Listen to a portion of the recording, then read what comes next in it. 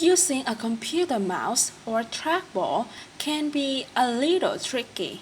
You choose the object you want and move it to where you want it, only to have it end up in a different position.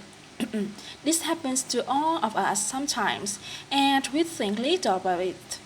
But for people who have a difficult time controlling their movements, this little navigational issue can be a really big problem.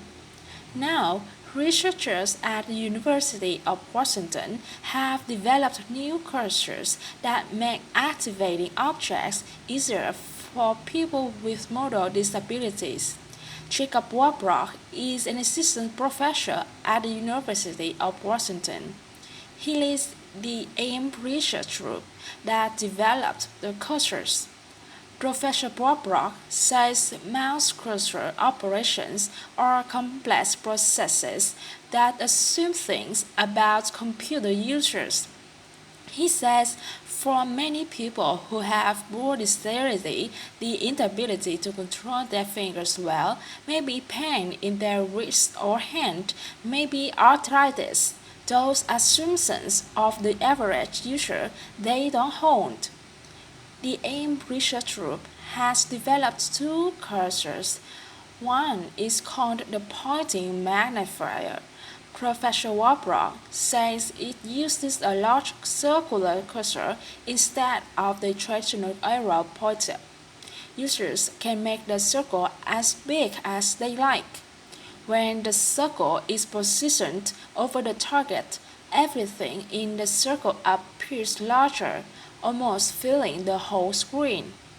This makes it easier for the user to click on the object. Inside that magnified view, the user sees the regular point cursor, the little arrow, and with that, they can click on the target they want, or they can move the target. The AIM Research Group's pointing magnifier software can be downloaded free from the University of Washington website. AIM is short for Accessible, Interactive, and Mobile. Professor Warbrock says the group's main goal is to make information and computer systems more available and easier to use. And he says AIM's work is not just for people with disabilities. People usually think of accessibility as having to do with someone's physical or cognitive state. But Professor Warbrock says some projects have looked at situational impairments. These are challenges to accessibility that are caused more by the situation that the computer user is in. An example of this might be trying to walk and use a small mobile device at the same time.